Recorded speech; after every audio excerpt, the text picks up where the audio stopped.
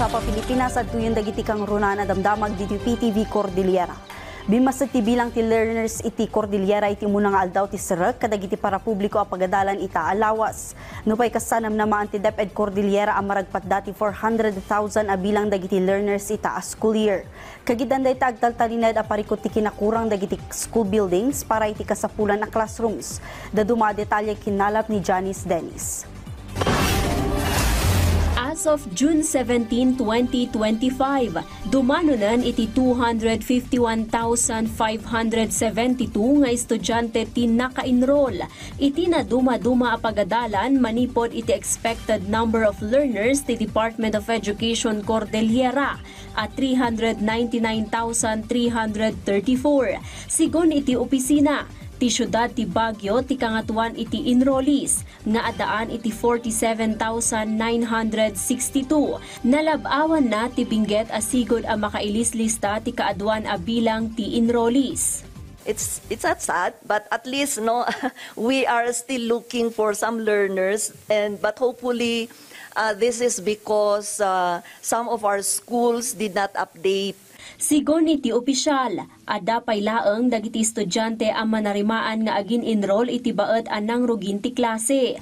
Isua dagiti pagadalan, agak akseptar da pay laeng iti late enrollee. Ginuyugoy na dagiti saan pay ang nag-enroll nga ag-enroll dan tapno magunod dati target nga agrup 400,000 nga estudyante.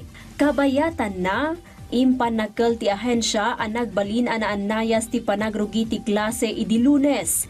Nupay kasta, kang runaan lata a pagparparikutan ti ahensya ti kinakurang iti classrooms. Iti datos da, dumanon iti 2,030 ti kasapulan pay a classroom iti rehiyon. Kaaduan ti SDO Benguet nga agkasapulan iti classroom at dumanon iti 540. Nupay kasta, impanamnama ti ahensya nga adamot dagiti makeshift classroom ken condemned classrooms nga inaramid da. As we went around yesterday, we have this school whose classrooms are all makeshifts. Actually, in Munamon Integrated School in Mountain Province, they are still using condemned buildings. Iti Baguio City National High School akadakkelan a pagadalan iti syudad.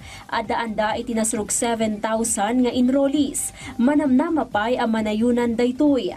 Agkasapulan damot laeng iti 98 a classroom.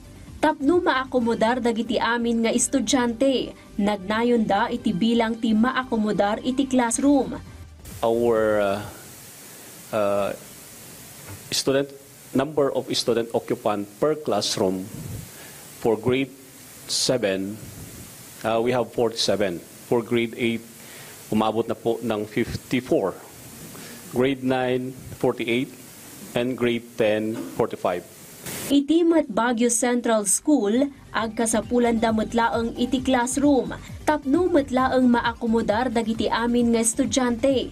Mangipat patungpalda iti blended learning. Yung shortage namin nabawasan ng 6 na classroom.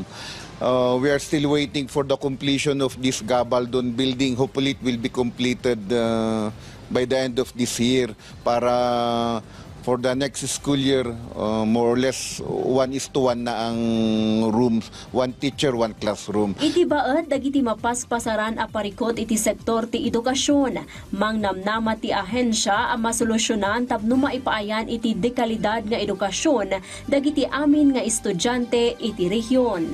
Janice Dennis para iti Pambansang TV, iti Baro a Pilipinas. Iti sabali adamag na bayagan a parikot ken negosyo iti lokalidad ti panagraira dagiti kolorum alugan. Kinapudno na kasalasan a maipaspasardeng ti operasyon dagitoy. Anyangan tati plano ken wagas ti kabarbaro a dadaulo ti Department of Transportation Cordillera tapno maikat dagiti kolorum a para publiko alugan iti Cordillera ng Runay ti Baguio City. Ada report ni Christine Bornoya sa Baway. Impasigurado ti Baro a Regional Director ti Department of Transportation Cordillera ani retired Police Brigadier General Glenn Dumlao adalusan na dagiti kang runana parikot asang sangwan ti ahensya.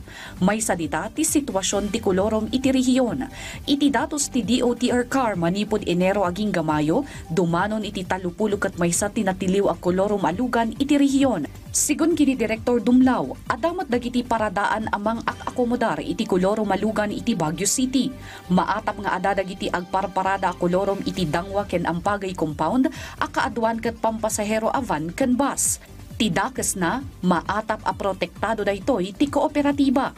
Pinaglibakan met dagiti driver operators ken terminal in charge ti akusasyon. May mga kolorom everywhere. Kahit na doon sa paradahan ni Dangwa, sad to say, nagpapaparada siya ng kolorom doon.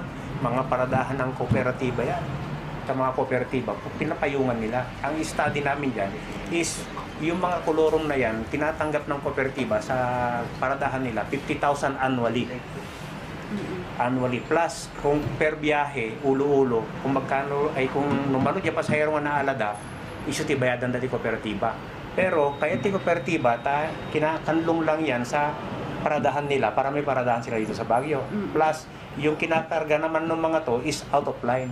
Hindi yung linya ng mga kooperatiba. Ni Manong Rinaldo, may sa board member ti Pusurubio Rosario Baguio Transport Cooperative. Sigun ken kuana, unfair kadakwada no ada dagiti koloro malugan nga agbibiyahe ngam awan met ti maaramidan na taam muda akayat dalaang met amangged. Wala kaming dyan sa ibang unit kasi wala kaming pakialam sa mga ibang nagbibiyahe kasi parehas lang naman naghahanap buhay lang naman kasi. Nandun na kami, naintindihan na namin ang mga sitwasyon nila. Pinadas na met ang nagreklamo idi ngam awan lata tinapasamak isu a binaybayan nan. Ni met Manong Paul a representative ti kooperatiba da nga adaan iti nasurok 30 a units avan a nakaparada ijay Ampagay compound. Kinunana kasapula na legal ti pagluganan dagiti pasaheros tapno maipasigurado a natalged dagiti biyaheros. Mahalaga ma'am kasi safe sila at saka legal ang sinasakyan nila.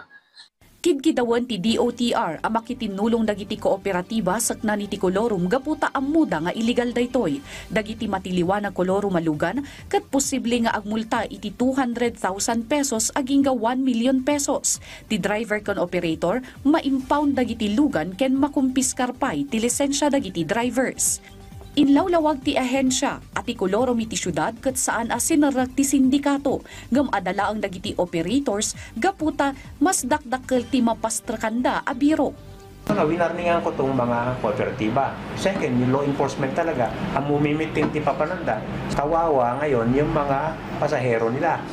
So, pero may paraan kami, tinetechnical impounding namin. Technical impounding, kinukuha namin yung plaka, lahat, at yung isuhan ng TOP na temporary, and then naka-alarma na yun.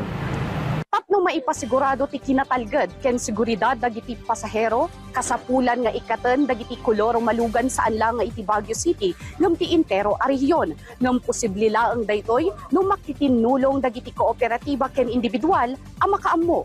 Kid daw ti ahensya asaan kuma a mabutang dagitoy nga i-report iti mismo nga ahensya. Christine Bornola sa Baway para iti Pambansang TV iti Baro a Pilipinas.